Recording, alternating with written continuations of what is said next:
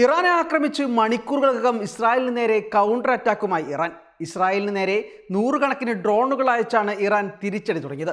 ഇസ്രായേലിന് നേരെ ഡ്രോണുകൾ അയക്കുന്നതിൻ്റെ വീഡിയോ ഇറാൻ പുറത്തുവിട്ടു.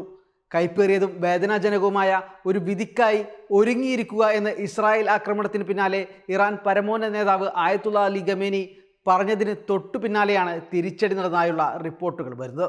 ഇസ്രായേൽ ഭരണകൂടം കഠിനമായ ശിക്ഷ പ്രതീക്ഷിക്കണം. ഇറാൻ സൈന്യത്തിൻ്റെ ശക്തമായ കൈകൾ ഒരിക്കലും ആ അവസരം ഉപേക്ഷിക്കില്ല എന്നും ഇറാന്റെ പരമോന്നത നേതാവ് പുറത്തുവിട്ട സന്ദേശത്തിൽ നേരത്തെ പറഞ്ഞിരുന്നു. ശത്രുവിൻ്റെ ആക്രമണത്തിൽ നിരവധി കമാൻഡർമാരും ശാസ്ത്രജ്ഞരും രക്തസാക്ഷികളായി. എന്നാൽ ദൈവം ഇച്ഛിച്ചാൽ അവരുടെ പിൻഗാമികളും സഹപ്രവർത്തകരും ഉടൻ തന്നെ അവരുടെ കർത്തവ്യങ്ങൾ പുനരാരംഭിക്കും. ഈ കുറ്റകൃത്യത്തോടെ സയനിസ്റ്റ് ഭരണകൂടം കൈപ്പേറിയതും വേദനാജനകവുമായ ഒരു വിധി സ്വയം ഒരുക്കിയിരിക്കുകയാണ്. തീർച്ചയായും അത് അവർക്ക് ലഭിക്കുക തന്നെ ചെയ്യും, അലി ഖമേനി പ്രസ്താവനയിൽ പറയുന്നു. പരമകാരുണികനും കരുണാമയനുമായ ദൈവത്തിൻ്റെ നാമത്തിൽ, മഹത്തായ ഇറാനിയൻ രാഷ്ട്രത്തിന് എന്ന് തുടങ്ങുന്നതായിരുന്നു അദ്ദേഹത്തിൻ്റെ പ്രസ്താവന. ഇന്ന് പുലർച്ചെ സയനിസ്റ്റ് ഭരണകൂടം അതിൻ്റെ വൃത്തികെട്ടതും രക്തരൂക്ഷിതവുമായ കൈകളാൽ നമ്മുടെ പ്രിയപ്പെട്ട രാജ്യത്ത് ഒരു കുറ്റകൃത്യം ചെയ്തിരിക്കുന്നു. ജനവാസ കേന്ദ്രങ്ങളെ ലക്ഷ്യം വെച്ചുകൊണ്ടുള്ള അതിൻ്റെ പൈശാചികത മുമ്പത്തേക്കാളും കൂടുതൽ വെളിപ്പെട്ടിരിക്കുന്നു. പകരം അതികഠിനമായ ശിക്ഷ തന്നെ ഈ ഭരണകൂടം പ്രതീക്ഷിക്കണം.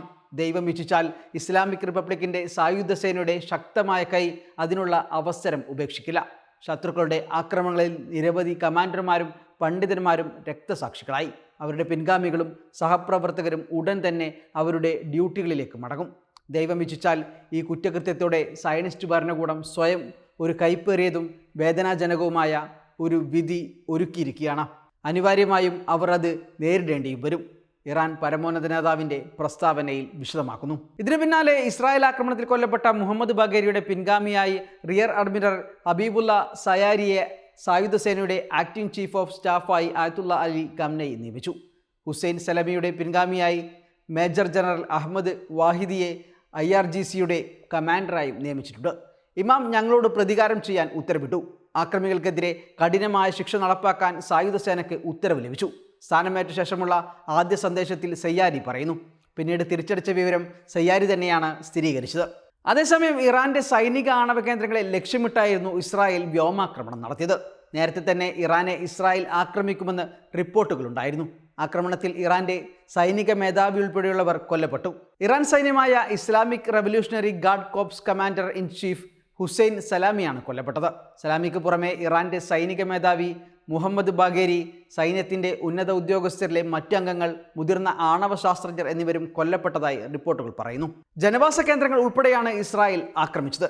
ഇറാന്റെ തലസ്ഥാനമായ ടെഹ്റാന്റെ ചില ജനവാസ കേന്ദ്രങ്ങളിൽ വലിയ സ്ഫോടനങ്ങൾ കേട്ടതായി പ്രദേശവാസികളെ ഉദ്ധരിച്ച് ഇറാന്റെ പ്രസ് TV റിപ്പോർട്ട് ചെയ്തു.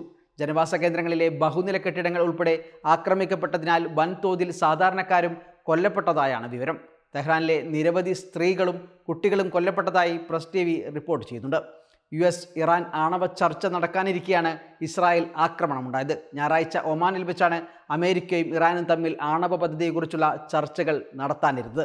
ഇതിനിടെയാണ് ആക്രമണവും തിരിച്ചടിയുമെല്ലാം ഉണ്ടായിരിക്കുന്നത്. ഇതോടെ പശ്ചിമേഷ്യ വീണ്ടും യുദ്ധഭീതിയിലേക്ക് നീങ്ങുകയാണ്. waytonikah.com, the exclusive Muslim matrimonial site.